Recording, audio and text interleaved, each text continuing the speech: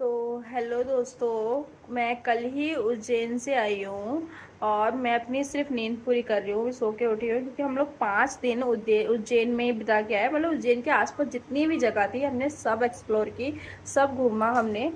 और मैं वहाँ से मेरा एक्सपीरियंस बहुत अच्छा रहा।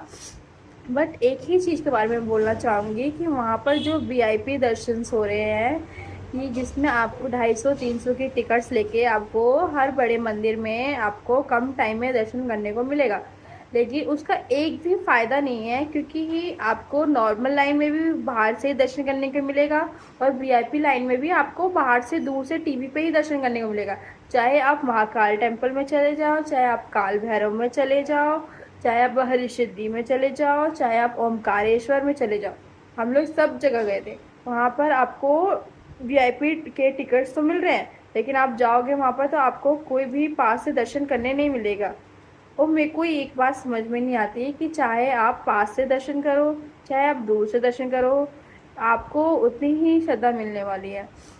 दूसरी बात, अगर आप भोले बाबा को अगर मानते हो तो आपको पता हो कि हर चाहे वो मंदिर के बाहर कोई शिवलिंग हो चाहे मंदिर के अंदर शिवलिंग हो, भोले बाबा तो सब में ही बसते हैं ना, सेम बसते हैं।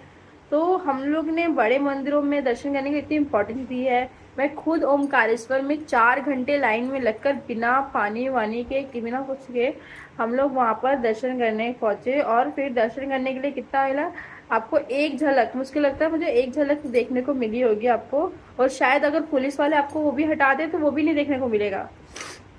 तो बस एक, तो इसलिए अगर आपको मौका मिल रहा है दर्शन करने का तो आपको नॉर्मल मंदिरों में भी भोले बाबा को जाके मना सकते हो और वहाँ दर्शन कर सकते हैं। और बड़े मंदिरों में भी जा रहे हो तो नॉर्मल लाइन से ही दर्शन करो। आप 250-300 रुपये दोगे लेकिन आपको वैसा दर्शन नहीं होगा जैसा आप सोच रहे हो कि आपको पास से जाके शिवलिंग छूने को मिलेगा, अपने प्रसाद चढ़ाने को मिलेगा। तो ऐसा बिल्कुल भी नहीं है, ठीक है। और वहाँ पर हर एक चीज़ के लिए, प्रसाद लेने के लिए, जड़ लेने चढ़ाने के लिए, हर चीज़ के लिए पैसे ले रहे हैं। तो आप जब भी ओमकारेश्वर या महाकाल टेम्पल जाएं तो नॉर्मल लाइन से ही दर्शन करें। मेरी तो यही राय है। बाकी आप अपनी राय कमेंट सेक्शन में बता सकते हैं। और अगर आप मेरे चैनल पे पहली बार हैं तो प्लीज़ मुझे फॉलो करें।